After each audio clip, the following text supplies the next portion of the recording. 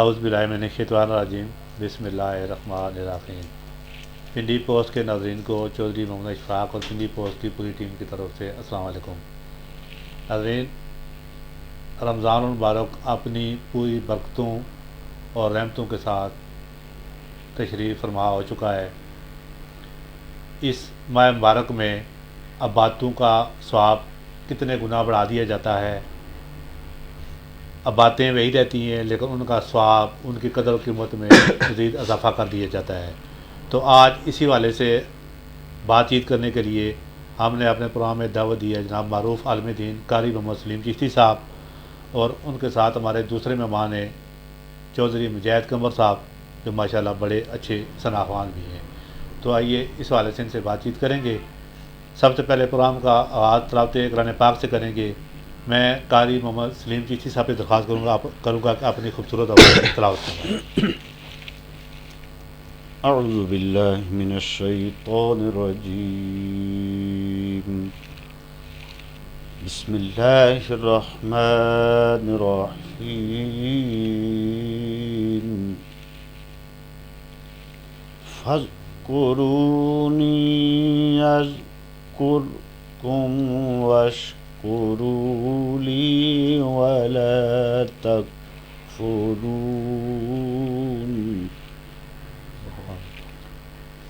یا ایہا الذین آمنوا استعینوا بالصبر والصلاة ان اللہ مع الصابرین۔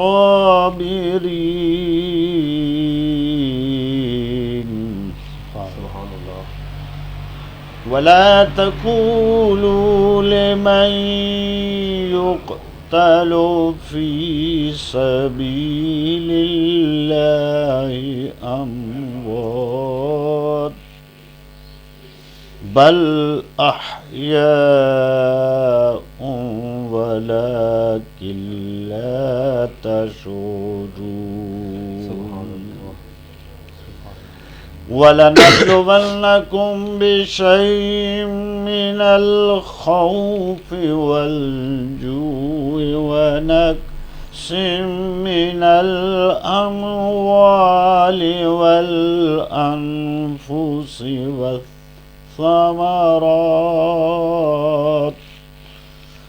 وَبَشِّرِ الصَّابِرِينَ الَّذِينَ إِذَا أَصَابَتْهُم مُّصِيبَةٌ قَالُوا إِنَّا لِلَّهِ وَإِنَّا إِلَيْهِ راجعون۔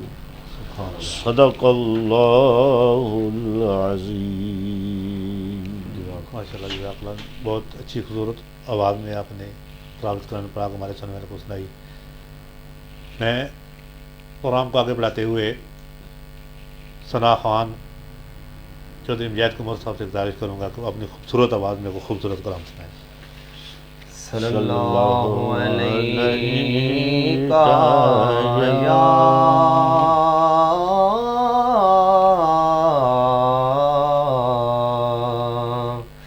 یا رسول اللہ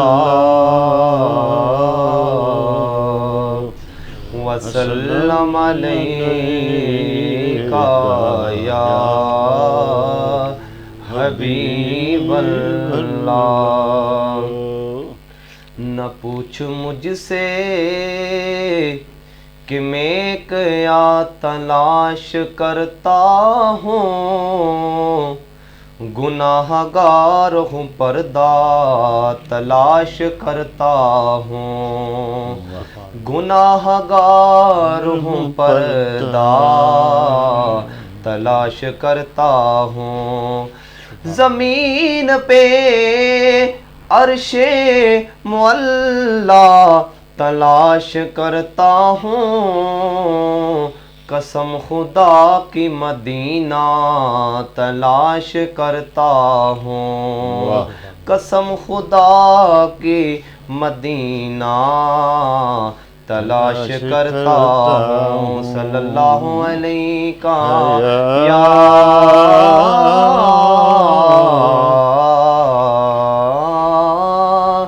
یا رسول اللہ وسلم علیکہ یا حبیب نگاہ رحمت اٹھی ہوئی ہے، نگاہ رحمت اٹھی ہوئی ہے، وہ سب کی بگڑی بنا رہے ہیں، نگاہ رحمت اٹھی ہوئی ہے، وہ سب کی بگڑی بنا رہے ہیں، نگاہ رحمت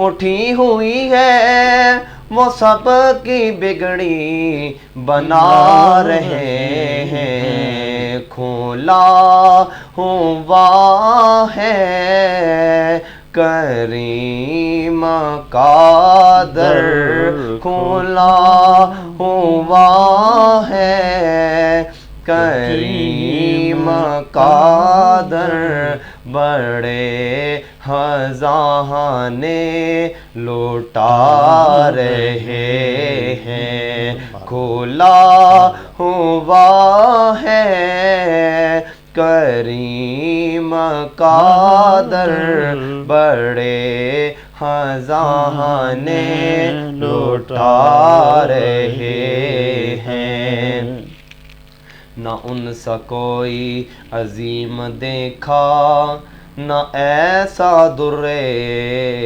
یتیم دیکھا، نہ ان سا کوئی عظیم دیکھا، نہ ایسا در یتیم دیکھا، زمانہ ٹھکرا رہا ہے جن کو، زمانہ ٹھکرا رہا ہے جن کو، انہیں وہ سینے لگا رہے ہیں، زمانہ ٹھکرا رہا ہے جن کو، انہیں وہ سینے لگا رہے ہیں، بروز معاشر باوقت پرسش مجھے جو دیکھا فرشتے بولے، بروز معاشر باوقت پرسش مجھے جو دیکھا فرشتے بولے، کیا کہ ادھر پریشان کیوں کھڑے ہو، ادھر پریشان کیوں کھڑے ہو، تمہیں تو آقا بلا رہے ہیں، ادھر پریشان کیوں کھڑے ہو، تمہیں تو آقا بلا رہے ہیں، فلک کا سینہ دمک رہا ہے، زمین کا گلشن مہک رہا ہے، فلک کا سینہ دمک رہا ہے، زمین کا گلشن مہک رہا ہے، چھڑے ہیں صلی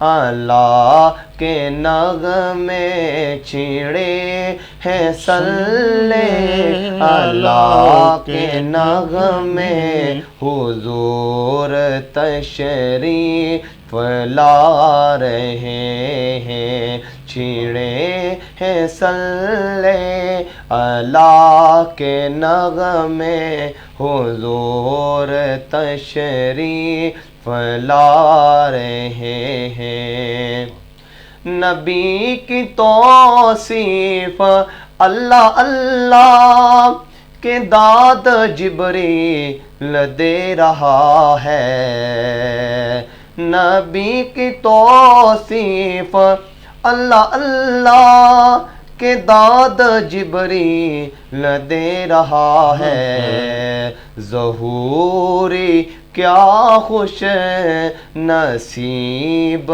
ہیں جو ظہوری کیا خوش نصیب ہیں جو نبی کی نعتیں سنا رہے ہیں ظہوری کیا خوش نصیب ہیں جو نبی کی نعتیں سنا رہے ہیں کھلا ہوا ہے کریم کا در بڑے خزانے لٹا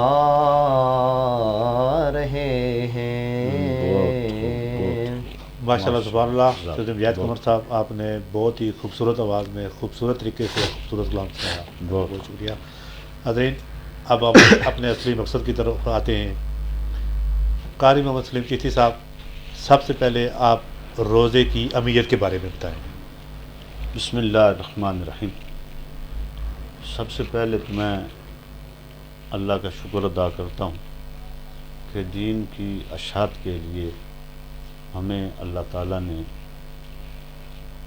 توفیق عطا فرمائی اور محترم اشفاق صاحب کے ذریعے ہم دین کی باتیں کریں گے ناظرین تک یہ باتیں پہنچیں گی علم میں اضافہ ہوگا اللہ تعالیٰ یہ ہمارے لیے ذریعہ نجات بنائے روزے کی اہمیت اس چیز سے بھی پتہ چلتی ہے کہ کوئی مذہب ایسا نہیں ہے جس کے اندر روزہ نہ ہو سب سے پہلی بات تو یہ ہے پھر اس کی اہمیت ہم اگر قرآن پاک کو غور سے پڑھیں تو زمین و آسمان کے مالک ارشاد فرماتے ہیں کوتب علیکم الصیام ہم نے روزہ تمہارے اوپر فرض کیا تو جب اللہ تعالیٰ یہ کہہ رہے ہیں اور پھر ساتھ یہ فرما رہے ہیں اے ایمان والو تمہارے اوپر روزے فرض کیے اور یہ نہیں کہ یہ تمہارے اوپر ہیں کما کتب علی الذین من قبلکم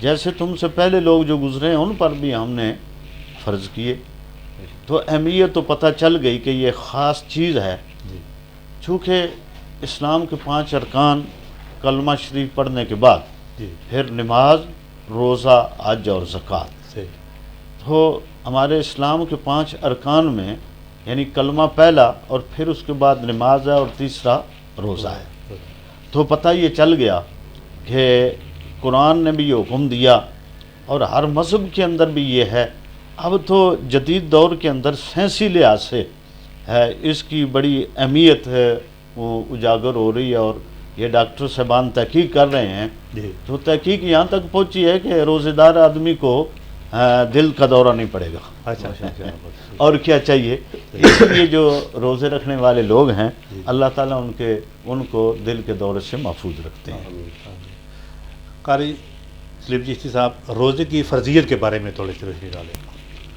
قرآن پاک نے وضاحت فرما دی پہلے جیسے کہ میں نے ساتھ ہی یہ ذکر کیا تھا دوسرے پارے کی یہ آیا کریمہ علمت 7واں رکوع ہے زمین و آسمان کے بات فرماتے ہیں کوتبہ علی الذین من قبلکم کوتبہ کا معنی یہ ہے کہ ہم نے فرض کی ہے اب اللہ تعالیٰ خود ہی فرما رہے ہیں کبھی کوئی چیز حدیث پاک کی روح سے بھی فرض ہوتی ہے اور کچھ چیزیں ایسی ہیں جو قرآن پاک نے ان کی وضاحت کی ہے تو قرآن پاک نے وضاحت کر دی ہے کوتبہ علی الذین من قبلکم لعلکم تتقون تمہارے اوپر روزے فرض کی سے کوئی بھی رمضان کا مہینہ پائے تو وہ روزے رکھے.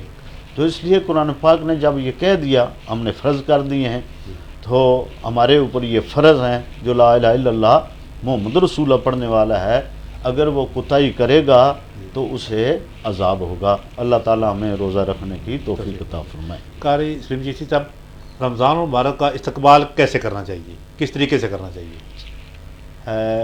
یہ بھی بات جو ہے نا قرآن و حدیث سے بڑے پیارے انداز میں جو مطالعہ کرتے ہیں ان کے علم میں ہے. جی ہماری ایک سب سے بڑی کوتاہی یہ ہے کہ اللہ تعالیٰ فرماتے ہیں افلا یتدبرون القرآن، قرآن میں غور نہیں کرتے، یا تمہارے دلوں کے اوپر تالے لگا دیے گئے ہیں. تو ہم قرآن میں غور کریں اور پھر نبی کریم صلی اللہ علیہ وسلم کی احادیث مبارکہ پڑھیں تو چند چیزیں ہمیں ملیں گی. ان میں سے ایک یہ ہے کہ نبی کریم صلی اللہ علیہ وآلہ وسلم اور صحابہ کرام کی سوانحیات پڑھنے سے یہ پتہ چلتا ہے کہ صحابہ کرام ابھی 4-5 مہینے باقی ہوتے رمضان شریف کی آمد کے تو صحابہ کرام پہلے ہی دعائیں کرنے شروع کر دیتے یا الہ العالمین ہمیں رمضان شریف کا مہینہ نصیب فرمانا. یہ بھی استقبال ہے. ماجد صاحب حضرت عائشہ صدیقہ رضی اللہ تعالیٰ عنہ آپ فرماتی ہیں کہ نبی کریم صلی اللہ علیہ وآلہ وسلم رمضان شریف کا استقبال اس طرح کرتے کہ شعبان کے روزے شروع کر دیتے. آپ فرماتی ہیں کہ کبھی ایسا نہیں ہوا کہ باقی جو مہینے ہیں 10 ان کے اندر اتنے لگاتار روزے رکھے ہوں. شعبان شریف کے مہینے کے اندر لگاتار کئی مرتبہ ایسا بھی ہوتا کہ شعبان کے روزے رکھتے رکھتے رکھتے آپ رمضان سے ملا دیتے. یہ آپ کا استقبال تھا. اور اس کے ساتھ ساتھ یہ کہ نبی کریم صلی اللہ علیہ وسلم جب رجب کا مہینہ شروع ہوتا تو رجب کے مہینے کے اندر ہی یہ دعا کرنی شروع کر دیتے. آپ فرماتے یا الہ العالمین ہمارے رجب اور شعبان میں برکت فرما اور ہمیں رمضان شریف کے ساتھ ملا دے. تو گویا کہ یہ آپ کا استقبال تھا کہ رمضان شریف کی آمد سے پہلے یہ تیاری شروع کر دیتے تھے. اللہ تعالی ہمیں بھی آپ کی سنت کے مطابق ایسے ہی کرنے کی توفیق عطا فرمائے. قاری صاحب، رمضان المبارک کو 3 اشروں میں تقسیم کرنے کے حوالے سے تھوڑا سا تفصیل ہے. حدیث پاک کی روح سے 3 اشرے جو ہیں یہ سارے کے سارے ہیں تو نہ ہماری بخشش کے لیے ہے رحمت، مغفرت اور پھر دوزخ سے آزادی. یہ تینوں یعنی پہلا اشرہ جو ہے اللہ تعالیٰ یہ چاہتے ہیں کہ میرا بندہ رحمتیں لوٹے. دوسرا اشرہ جو ہے اس کے اندر وہ مجھ سے گویا کہ مغفرت حاصل کر لے اور تیسرا اشرے میں وہ جنت میں داخل ہو جائے. ٹھیک ہے. یہ یعنی ہمارے اوپر جو روزے فرض کیے گئے گویا کہ یوں حدیث پاک کی روح سے پتہ چلا کہ میرا بندہ رحمتیں لوٹتا لوٹتا اپنی مغفرت کرا لے. جب مغفرت ہو جائے گی تو وہ جنت میں داخل ہو جائے گا. تو اس لیے تینوں اشرے جو ہیں اس کو اللہ اس کے رسول نے ہمارے لیے تقسیم کر دیے کہ مطلب یہ ہے کہ اگر تم چاہتے ہو کہ جنت مل جائے، جنت میں داخل ہو جائے تو پہلے اشر کے اندر اتنی رحمتیں لوٹو کہ پاک اور صاف ہو جاؤ. جب اگلا تمہارا اشرہ شروع ہو تو تمہاری مغفرت ہو جائے. جب تمہاری مغفرت ہو جائے گی اگلے اشرت کے اندر ہم تمہیں جنت میں داخل کر دیں. اللہ تعالیٰ ہمیں توفیق عطا فرمائے. قاری صاحب، رمضان المبارک کیسے گزارنا چاہیے؟ یہ بڑا پیارا سوال ہے اور قرآن و حدیث کی روشنی کے اندر بہت سارے اشارے ملتے ہیں ہمیں. جی. پہلے تو یہ ہے کہ نبی کریم صلی اللہ علیہ وآلہ وسلم آپ کا وہ پیارا فعل جو آپ کے باقی فعلوں کے اوپر اگر کہا جائے گویا کہ باقی فعلوں کے اوپر وہ چھتری سرکار کا یہ فعل تھا کہ رمضان شریف کے اندر اپنے اتنے سخی ہو جاتے. مائی صاحب حضرت عائشہ صدیقہ رضی اللہ تعالیٰ عنہ سرکار فرماتی ہیں کہ آپ دریا سے زیادہ سخی ہو جاتے. سخاوت آپ کی رمضان شریف کے اندر باقی مہینوں کی بنسبت بہت ہی زیادہ ہوا کرتی. آپ نے دریا سے مثال دی ہے. تو آپ کی اس سنت کو سامنے رکھا جائے تو ہمیں رمضان شریف سخی ہو کر گزارنا چاہیے. ٹھیک ہے. پھر اس کے ساتھ ساتھ رمضان شریف کے بہت سارے اور بھی تقاضے ہیں. باقی مہینے کے اندر بھی جھوٹ نہیں بولنا چاہیے لیکن رمضان شریف کے مہینے کے اندر رمضان کا روزہ رکھ کے کوئی جھوٹ بولے یعنی یہ روزہ جو ہے یہ ہمیں برائی سے بھی روکتا ہے، یعنی جھوٹ بولنے سے روکتا ہے۔ رمضان شریف کا مہینہ ہمیں یہ سبق دے رہا ہے حدیث پاک کی روح سے۔ نبی کریم صلی اللہ علیہ وسلم سرکار کا یہ فرمان عالی شان ہے کہ رمضان شریف کے اندر نیکیاں 70 گنا بڑھا دی جاتی ہیں۔ لیکن اب اگلی بات جو ہے آپ کا سوال اور اس کی طرف یہ اشارہ ہے، سرکار فرماتے ہیں رمضان میں جو خطا کرے گا، گناہ کرے گا، باقی مہینوں کی بنسبت اس کی یہ خطا جو ہے اس کا عذاب اسے ڈبل دیا جائے گا۔ اس لیے رمضان شریف کے اندر ہمیں ایسے گزارنا چاہیے، اپنے حق کو بھی پہچانے، غیر کا حق بھی، گویا حقوق اللہ، حقوق العباد جو ہیں ان کو سرکار فرماتے ہیں کہ افطاری دینا، سحری اور افطاری۔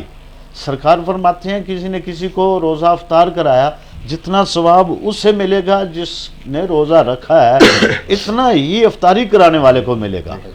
گویا صحابہ فرمانا یا رسول اللہ ہمارے پاس تو اتنا کچھ بھی نہیں، آپ فرماتے ہیں ایک آدھی کھجور بھی افطاری کے لیے کافی ہے۔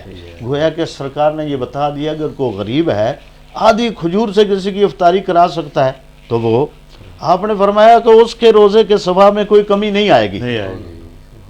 تو گویا کہ ہمیں رمضان شریف ایسے گزارنا چاہیے کہ باقی مہینوں کے اندر جو کوتاہیاں ہم کرتے ہیں، رمضان سے پہلے میں نے وہ آیا کریمہ جو تلاوت کی، اللہ تعالیٰ فرماتے ہیں لعلکم تتقون، یعنی تم ایسے ہو جاؤ کہ میرا تمہیں قرب حاصل ہو جائے تو متقی بن جاؤ۔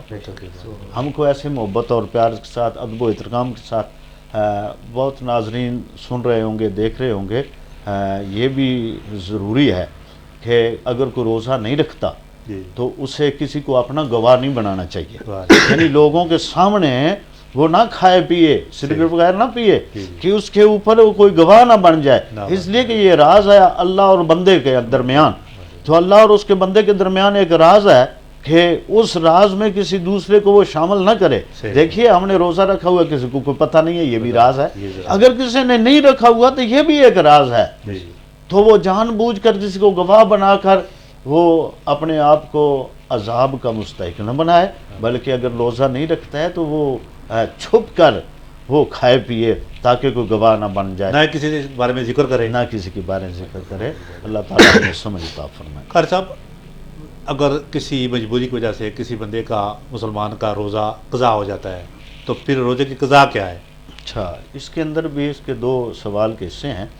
ایک تو یہ ہے کہ کچھ لوگ وہ ہیں جنہیں شیخ فانی کہتے ہیں، یعنی عمر رسیدہ لوگ ہیں، جی ان کے لیے تو یہ ہے کہ ان کی قضا ہو نہیں سکتی، یہ کہ وہ بیچارے نہیں رکھ سکتے روزہ۔ کچھ مریض ہیں وہ نہیں رکھ سکتے، لیکن ان کے اندر ادائیگی کی قضا کا طریقہ الگ الگ ہے۔ وہ شیخ جو بزرگ آدمی ہے جو گرمیوں میں نہیں رکھ سکتا، نظریوں میں سردیوں میں رکھ سکتا ہے، اس کے لیے یہ ہے کہ وہ فدیہ بھی دے، یعنی صبح و شام کے کھانا جو ہے اس کی قیمت یا کھانا کسی ایسے غریب کو کھلائے کہ جو واقعی مستحق ہے، ٹھیک ہے، تو کھانا بھی کھلائے، اور جب سردیاں آ جائیں تو وہ روزہ بھی رکھے، ٹھیک ہے نا، یہ اس کے لیے سہولت ہے۔ اسی طریقے سے مسافر ہے، مسافر آدمی جو ہے اس کے لیے بھی یہ ہے کہ چونکہ مسافر سفر میں روزہ نہیں رکھ سکتا، ہے صحت مند، ٹھیک ہے، شریعت نے اس چھٹی دی ہے۔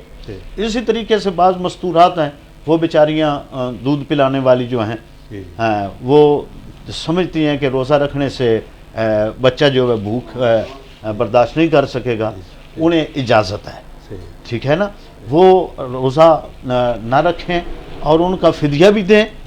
جب ایسا موقع آ جائے زندگی کے اندر کہ وہ روزہ رکھ سکتی ہیں، وہ اپنے قضا بھی کر لیں۔ مریض آدمی ہے اس کے لیے بھی یہ حکم ہے کہ فدیہ بھی دے، اور جب صحت یاب ہو جائے تو پھر وہ روزہ رکھے، اس لیے کہ روزہ جو ہے اس خاص کر کے جو رمضان کا روزہ ہے، یہ اس کا ثواب اتنا ہے کہ ساری زندگی روزے رکھتے رہو تو ایک روزے کے ثواب کے برابر بھی نہیں ہو سکتا۔ لیکن اللہ تعالیٰ نے ہمیں جو دین دیا ہے یہ مشکل نہیں ہے، اس کے اندر اللہ نے آسانیاں بھی ہمیں دے دی ہیں۔ ایک کام ایک وقت پر نہیں ہو رہا تو اس کی قضا شریعت ہمیں بتا رہی ہے، تو شریعت کے مطابق جو آدمی کرتا ہے اللہ تعالیٰ اس کی گناہوں کو معاف فرما دیتے ہیں۔ کار صاحب، یہ خواتین کے والے تھوڑی بات کریں گے، جو خواتین کے جو فطری طور پر روزے جو قضا ہوتے ہیں، ان کے روزے کے قضا کے والے سے کیا حکم ہے؟ چونکہ یہ اللہ تعالیٰ کی طرف سے ایک مرض ہے، جی اس مرض کے اندر انہیں نماز اور روزہ معاف ہے، ٹھیک ہے، نماز تو انہیں بالکل معاف ہے، اچھا نماز کی قضا نہیں ہے، ہے ہی نہیں ہے، اس لیے کہ اتنی نمازیں اکٹھی ہو جاتی ہیں جی جی کہ ان کو دہرانا ان کے لیے بڑا مشکل ہے، مشکل ہو جاتا ہے، ٹھیک ہے، مرد کے لیے کسی موقع کے اوپر بھی نماز جو ہے وہ معاف نہیں ہے، نہیں ہے، اچھا عورت کو نماز جو ہے وہ معاف ہے۔ اچھا، روزے کی یہ بات ہے کہ روزے کی ان کے لیے قضا ہے، جی اس لیے کہ روزہ سال کے اندر ایک مرتبہ آتا ہے، جی نمازیں روز ہیں، روز نماز کی ہے ان کو معافی، اور روزہ جو ہے اس کی جب وہ پاک ہو جائیں جی جی اس کے بعد وہ اپنا روزہ جو ہے اس کو قضا کریں۔ اگر پہلے جیسے میں نے بتایا کہ کوئی ایسا بھی بیمار وغیرہ، یہ دوسری بیماری جو ہے جی جو عورتوں کی خاص بیماری ہے وہ خاص ہے، اس کے علاوہ اگر کوئی بیماری ہے جی تو وہ اس کے اندر وہ جب صحت ہو تو وہ روزے اسی طریقے سے، یعنی باقی معافی نہیں ہے، نہیں ہے، صرف یہ جو بیماری ہے 3 دن سے لے کر 10 دن کے درمیان یہ بیماری ہوتی ہے جو عورتوں کی بیماری ہے، جی اور اس سے اگر اضافہ ہو گیا ہے نا جی بیماری کا، اس کو بیماری یہ نہیں گنا جائے گا جو شرعی بیماری ہے، اچھا اچھا اچھا، ٹھیک ہے، اگر 10 دن سے اوپر ہے جی تو پھر وہ روزہ وہ 10 دن مکمل کر کے غسل کریں، اچھا اب وہ بیماری نہیں رہی، نہیں اب وہ روزے رکھنے شروع کر دیں صحیح، اور نماز پڑھنی بھی شروع کر دیں۔ قاری صاحب، خواتین کے لیے با جماعت تراویح ادا کرنے کا کیا حکم ہے، طریقہ کار کیا ہے؟ ویسے تو یہ سنت مؤکدہ ہے، جی مردوں کے اوپر با جماعت ادا کرنا، یہ حضرت نبی کریم صلی اللہ علیہ وسلم نے اپنی زندگی کے اندر 3 مرتبہ 3 تراویح کی نمازیں 3 دن پڑھائی ہیں، اچھا اس کے بعد آپ نے فرمایا کہ اپنے اپنی نماز تراویح پڑھ لیا کرو، جی جی ہو اس لیے میں نے نہیں لگاتار پڑھی تمہارے اوپر یہ فرض نہ ہو جائے۔ حضرت عمر فاروق رضی اللہ تعالیٰ سرکار نے باقاعدگی کے ساتھ جی آپ نے تراویح با جماعت شروع کرائی، جی گویا کہ آپ نے باقاعدگی کے ساتھ شروع کرائی، اب یہ عورتوں کے لیے جماعت کی اس طرح ضروری جماعت میں نہیں ہے، ہاں شرعی لحاظ سے یہ ہے کہ اگر وہ لوگوں کو عورتوں کو یہ بتانا چاہتی ہیں کہ تراویح کس طرح پڑھنی ہے تو وہ جو تراویح پڑھانے والی عورت ہوگی نا، ان کی امام، وہ مردوں کے امام کی طرح آگے کھڑی نہیں ہوگی، اچھا وہ صف کے درمیان میں کھڑی اچھا ہوگی، اچھا ٹھیک ہے، وہ اونچا اونچا پڑھے گی، اچھا اچھا، ہے گویا کہ جس طریقے سے استاد پڑھتا ہے جی جی تو پیچھے وہ اونچا اونچا پڑھے گی تاکہ جو بیچاری جن کو پتہ نہیں ہے اچھا اچھا انہیں پتہ چل جائے کہ نماز پڑھنے کا طریقہ کیا کیا ہے۔ ہے، یہ صرف بتانے کے لیے، سمجھانے کے لیے، یہ ان کے ہے کہ وہ درمیان میں کھڑے ہو کر اگر قرآن سنانا ہے اچھا، تب بھی درمیان میں کھڑے ہو کر، تو یہ ان کا طریقہ نماز تراویح، ورنہ وہ اکیلی کے لیے پڑھیں تو اکیلی بھی پڑھ سکتی ہے، اگر کسی جگہ با پردہ جگہ، جی جی محفوظ جگہ جی چند عورتیں اکٹھی ہو جاتی ہیں تو وہ بعض ایسی ہیں جنہیں پتہ نہیں ہے بس کس طرح پڑھنی ہے، صحیح، تو ان کو تاکہ پتہ چل جائے یہ درمیان کے اندر عورت کھڑی ہو کر نماز تراویح پڑھائے۔ قاری صاحب، روزہ کن کن چیزوں سے ٹوٹ جاتا ہے؟ کیا کان میں اگر تھوڑا سا کوئی پانی چلا جائے نہاتے ہوئے یا کسی اور طریقے سے پھر بھی روزہ ٹوٹ جاتا ہے؟ یہ ایک پانی آپ غسل کریں گے تو آپ نے خود تو ڈالا نہیں ہے، جی یہ قدرتی گیا ہے، صحیح ہے، ٹھیک ہے، باقی احتیاط اس میں ہے چونکہ اس وقت بہت ساری چیزیں جدید آ گئی ہیں، جی مثلا یہ ٹیکا صحیح، جسے ہم کہتے ہیں، جی یہ اب ہے تو اندر جا رہا، جی اندر جانا، ٹھیک ہے، اس کے اندر بھی علماء کرام جو ہے نا، پہلے تو بات یہ ہے کہ حدیث پاک کی روح سے باہر سے کوئی چیز اندر جائے جسم میں، جی جی یہ ایک کلیہ ہے، خود ہے، باہر سے جسم میں کوئی چیز جائے تو روزہ ٹوٹتا ہے، اچھا اندر سے کوئی باہر چیز آئے تو وضو ٹوٹتا ہے، حضور ہوتا ہے، یہ کلیہ، لیکن اس میں سے آنسو اور پسینہ یا پیشاب جو ہے نا، آنسو اور پسینہ مستثنا ہے، جی جی ٹھیک ہے، اندر سے باہر خون آیا جی، وضو ٹوٹ گیا، حضور ہوتا پیشاب آیا وضو ٹوٹ گیا، جیسے اب خرج ہوگی ریح جس کو کہتے ہیں تو وضو ٹوٹ گیا، اندر سے باہر کوئی چیز آئے تو وضو ٹوٹتا ہے، جی، باہر سے اندر کو جائے تو روزہ ٹوٹتا ہے، روزہ ٹوٹتا ہے۔ اچھا، اس چیز کو سامنے رکھا جائے تو بعض دوست جو ہے نا وہ یہ کہتے ہیں دیکھو نا جی ٹیکا لگانے سے روزہ نہیں ٹوٹتا ہے، چونکہ اس چیز کو سامنے رکھا جائے گا تو پھر احتیاط کرنی ضروری ہوگی، اس لیے کہ ٹیکے سے انسان کے جسم میں طاقت جاتی ہے، تو کھانا پینا جو ہوتا ہے اس سے بھی طاقت ہوتی ہے، ٹھیک ہے۔ شریعت نے ہمیں اجازت دے دی اگر کوئی ایسا مریض ہے جس کی جان کا خطرہ ہے تو وہ روزہ افطار کرے، وہ روزہ جو افطار کرے گا وہ روزے جب رمضان کا مہینہ ختم ہوگا اس کے بعد اس ایک روزے کی اسے صرف قضا کرنی پڑے گی، 60 روزہ اسے نہیں رکھنا پڑے گا، 60 اسے رکھنا پڑے گا جس نے جان بوجھ کر روزہ صحت کے عالم میں توڑا ہے، اسے 60 رکھنے پڑیں گے۔ یہ جو مریض ہے اسے شریعت آختی ہے اگر تم افطاری تک نہیں پہنچ سکتے تو تم روزہ افطار کرو اور اپنا علاج کراؤ، ٹھیک ہے نا، شریعت اجازت دے رہی ہے، تو اس لیے ہمیں جو شریعت اجازت دے اس کے اوپر عمل کرنا چاہیے۔ کر صاحب، روزے کے حالت میں ٹوتھ پیسٹ وغیرہ استعمال کرنا کیسا ہے؟ ہر وہ چیز جو جس کا ذائقہ گلا محسوس کرے، محسوس کرے، جب آپ یہ کوئی بھی اس چیز ایسی استعمال کریں گے نا جی جی تو آپ کا گلا ذائقہ محسوس کرے گا، محسوس کرے، تو آپ کے جب محسوس ہوگا گویا کہ وہ اندر چیز جو ہے، اس لیے اس سے احتیاط جو ہے صحیح، وہ ضروری ہے کہ اس سے احتیاط کی۔ ہاں خشک مسواک جو ہے جی جی اس کی اجازت ہے، اس لیے کہ اس کا وہ نہیں ہوتا، وہ اندر جانا ناممکن نہیں، یہ اس کے جو ہے نا وہ آپ کو محسوس کرتے ہیں کہ سینے تک آپ محسوس کریں گے جی کہ اس کی آواز آ رہی ہے، اس لیے اگر بچہ جائے تو یہ بہتر ہے، کیونکہ یہ آج کی ایجاد ہے، جو نئی ایجادیں ہیں نا ان کے اوپر علماء کے جو فتوے ہیں ان کے اوپر عمل کرنا چاہیے۔ ہمیں جو شریعت پہلی نبی کریم صلی اللہ علیہ وسلم کے دور سے لے کر چیزیں شریعت دے رہی ہے نا وہ تو واضح ہیں، یہ جو اب ایجاد ہوئی ہیں نا ان کے بارے میں علماء کرام کے جو فتوے ہیں نا ان کے اوپر عمل کرنا چاہیے۔ کر صاحب، اگر کسی کو شخص کو بامر مجبوری روزے کی حالت میں خون دینے کی ضرورت پڑ جائے تو اس حوالے سے کیا حکم ہے؟ دیکھو میں نے پہلے آپ کو بتا دیا ہے نا کہ ایک کلیہ قاعدہ ہے جی جی بڑھیا بات ہے، کہ اندر سے کوئی چیز باہر آئے تو صرف وضو ٹوٹتا ہے، ٹھیک ہے، اندر سے باہر آئے تو وضو ٹوٹتا ہے، صرف اس کے وضو میں فرق آئے گا۔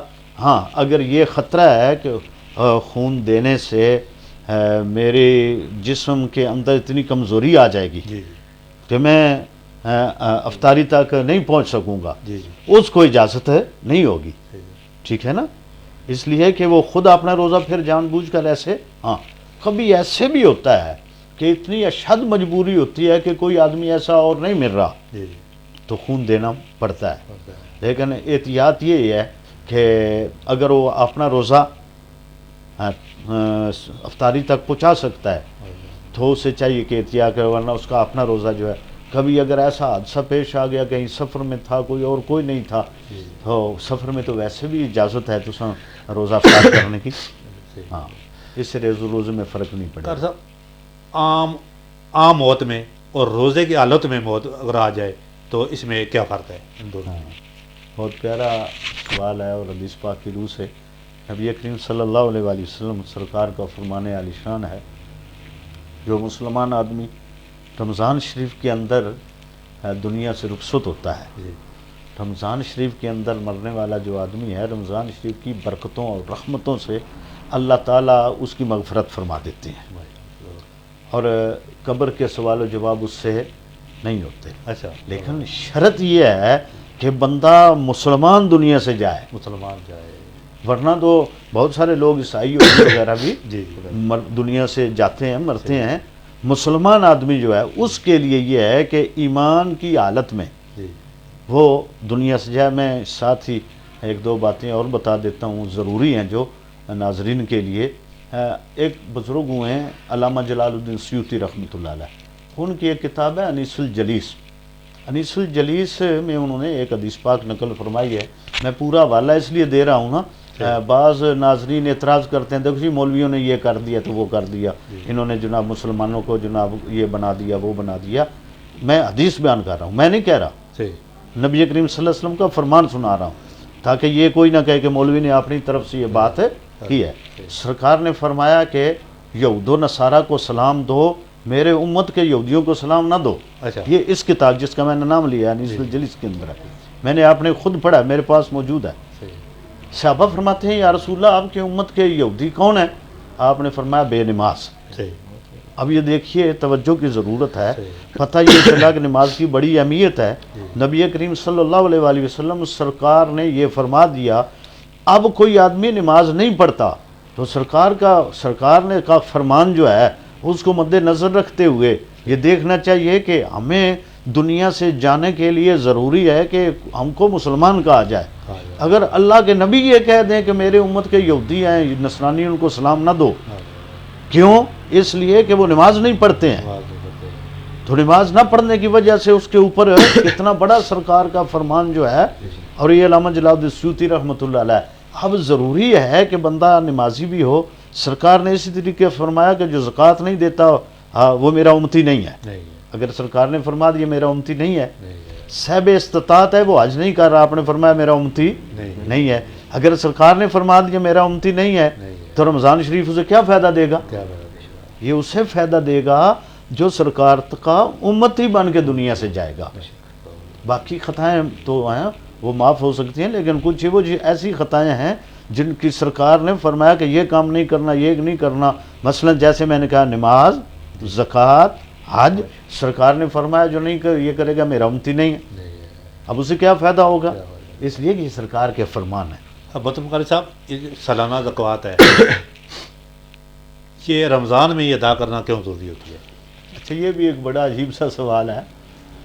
زکوٰۃ جو ہے بعض لوگ جو ہیں جو اس کے اوپر وسیع یعنی ان کا علم جو ہے اور محبت رسول اور اللہ تعالیٰ کے اس زکوٰۃ والے حکم کو اپنے اوپر فرض سمجھ کر وہ ادا کرتے ہیں۔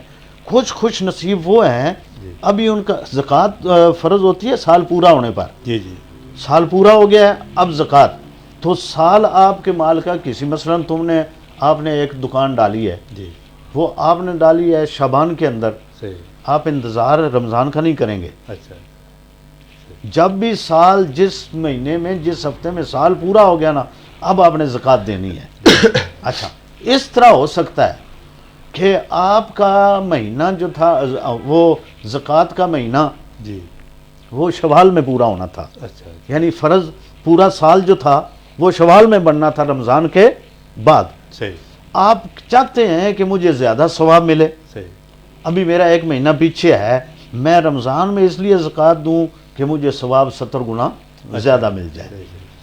بعض وہ لوگ ہیں یہ کہ سال پورا ہو گیا کہے کہ میں رمضان میں زکوٰۃ دوں گا، جب سال پورا ہو گیا شعبان کے اندر یا رجب کے اندر اسی جب سال پورا ہوتا گیا اسی وقت اسے زکوٰۃ دینی چاہیے۔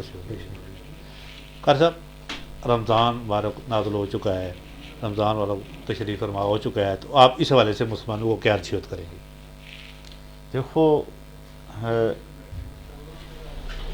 جو لا الہ الا اللہ محمد رسول اللہ پڑھنے والا ہے جی، اس کے لیے سب سے پہلے تو اللہ اور اس کے رسول کی اطاعت ہے، ٹھیک ہے۔ قرآن پاک کی پہلے آیہ کریمہ میں نے کوئی تھوڑا سا حصہ تلاوت جو آپ کے گوش گزار کیا ناظرین کے، اللہ تعالیٰ فرماتے ہیں افلا یتدبرون القرآن، جی، قرآن میں غور نہیں کرتے۔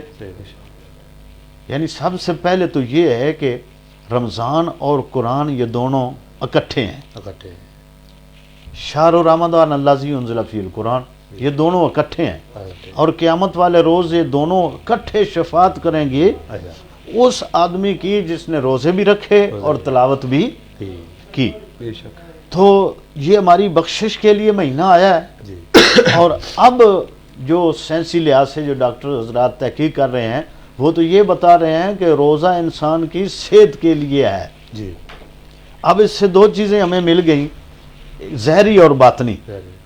ہمارا اس میں دنیاوی فائدہ بھی ہے اور دینی فائدہ بھی ہے، ٹھیک ہے۔ ہمارے اس کے اندر یعنی دنیاوی نظام چلانے کے لیے صحت کی ضرورت ہے، روزہ رکھنے سے ہمیں صحت بھی ملے گی۔ اور نبی کریم صلی اللہ علیہ وسلم سرکار نے فرمایا کہ قیامت والے روز یہ جنہ یہ ایک ڈھال کی صورت کے اندر بندے کے اوپر روزہ سایہ کرے گا، قیامت کی گرمی اسے تکلیف نہیں دے گی۔ تو ناظرین جو سن رہے ہیں، یہ میں نہیں کہہ رہا یا کہ کسی مولوی کا یہ کلام یا فرمان تو ہے نہیں ہے، یہ اللہ اور اس کے رسول کا فرمان ہے اور قرآن کا یہ حکم ہے، فمن شہد منکم الشہر فلیصم، جب رمضان کا مہینہ پاؤ تو روزے رکھو.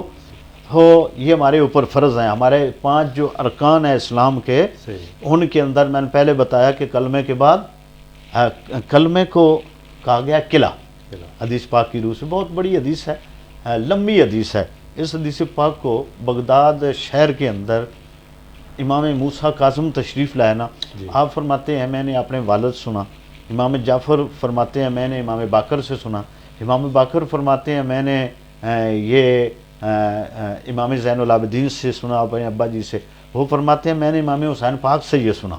وہ فرماتے ہیں میں نے علی المرتضیٰ شیر خدا اپنے ابا جی سے سنا. وہ فرماتے ہیں کہ میں نے نبی کریم صلی اللہ علیہ وسلم سے سنا. سرکار فرماتے ہیں جبریل تشریف لائے، انہوں نے یہ کہا.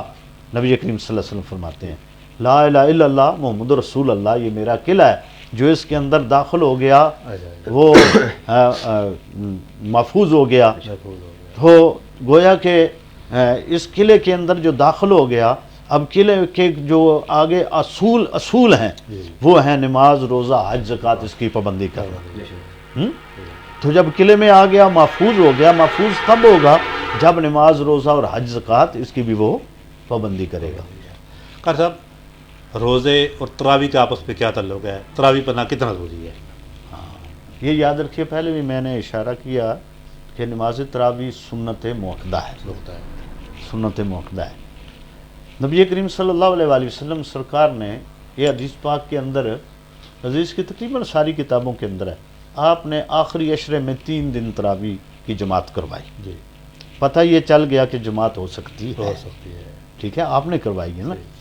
اسی کو حضرت عمر فاروق رضی اللہ تعالیٰ عنہ سرکار نے پھر پابندی کرائی. ہے سنت موقدہ، لیکن جماعت کی پابندی جو ہے وہ حضرت عمر فاروق رضی اللہ تعالیٰ عنہ سرکار نے کرائی. نبی کریم صلی اللہ علیہ وسلم پہلے دن جب جماعت کرائی نا، آپ آدھی رات ہونے والی تھی تو آپ نے نماز تراویح ختم کی. دوسرے دن جب کرائی نا، آدھی رات ڈھل چکی تھی تو تراویح ختم ہوئی.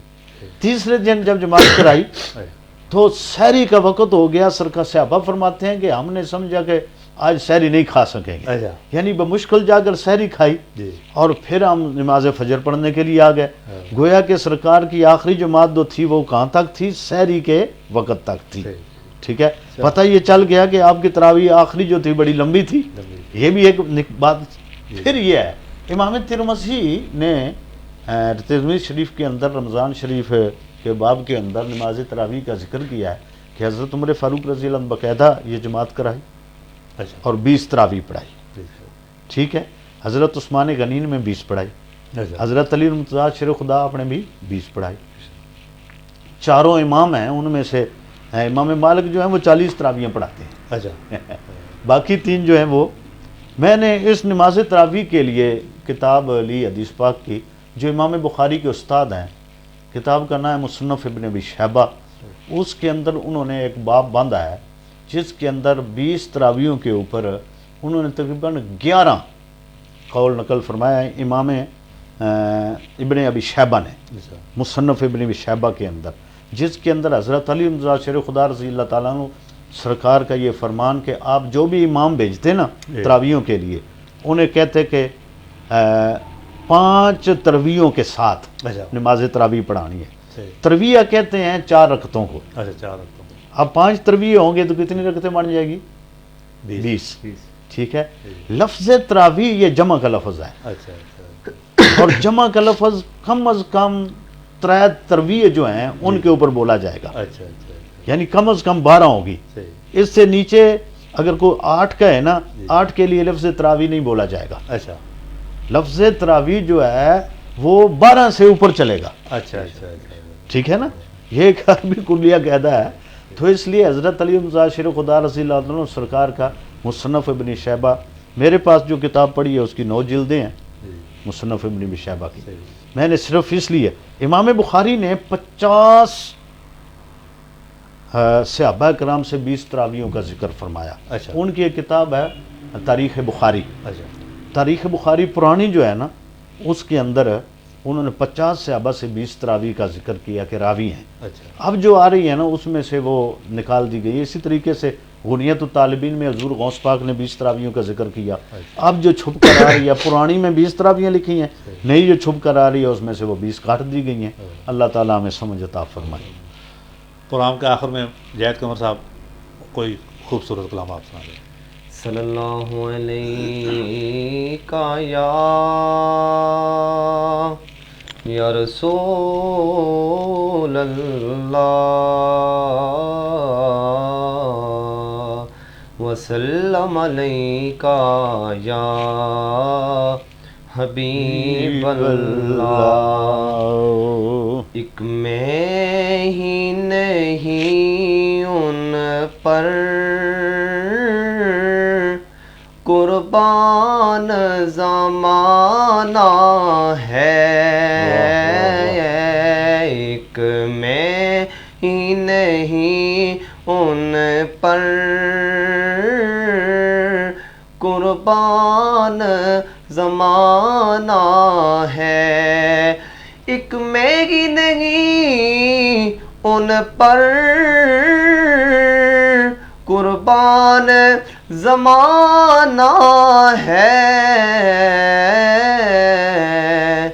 جو رب دو عالم کا،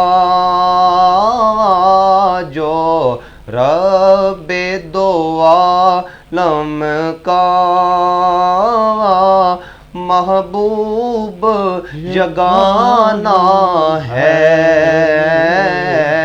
جو رب دو عالم کا محبوب یگانہ ہے. کل پل سے ہمیں جس نے خود پار لگانا ہے، کل پل سے ہمیں جس نے خود پار لگانا ہے، زہرا کا وہ بابا ہے، زہرا کا وہ بابا ہے، حسنین کا نانا ہے، زہرا کا وہ بابا ہے، حسنین کا نانا ہے. آؤ در زارا پر پھیلائے ہوئے دامن، آؤ در زارا پر پھیلائے ہوئے دامن، یہ نسل کریموں کی، یہ نسل کریموں کی لجپال گھرانہ ہے، یہ نسل کریموں کی لجپال گھرانہ ہے. محروم کرم اس کو رکھیے نہ سرے معاشر، محروم کرم اس کو رکھیے نہ سرے معاشر، جیسا ہے نصیر آخر ساحل تو پرانا ہے، جیسا ہے نصیر آخر ساحل تو پرانا ہے، ایک میں ہی نہیں ان پر قربان زمانہ ہے واہ، واہ۔ جو رب دعا نم کا محبوب یگانہ ہے۔ سبحان اللہ سبحان اللہ۔ ناظرین، آج ہمارے مہمان گرامی جناب مولانا قاری محمد فہیم چشتی صاحب نے رمضان کے حوالے سے ہمارے ذہنوں میں پائے جانے سوالات کے بہت اچھے طریقے سے جواب دیے، اور انہوں نے رمضان کا استقبال، رمضان گزارنے کا طریقہ کار، اس حوالے سے تمام مسائل سے بڑے اچھے طریقے سے آگاہ کیا۔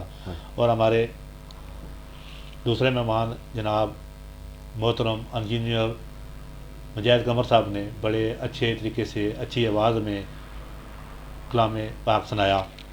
تو ناظرین، ہم اپنے مہمانوں کو دوبارہ بھی اپنے پروگرام میں دعوت دیں گے، اور جو ایسے سوالات جو آپ کے ذہنوں میں، ہمارے ذہنوں میں باقی ہیں، وہ ان سے بھی ڈسکس کریں گے۔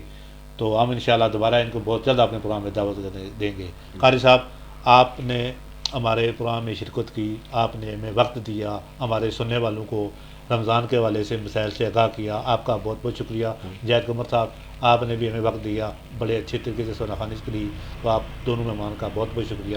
ہم بہت جلد آپ کو دوبارہ اپنے پروگرام میں انشاءاللہ، دعوت دیں۔ انشاءاللہ۔ ناظرین، اسی کے ساتھ ہی آپ سے اجازت چاہتے ہیں۔ اللہ حافظ۔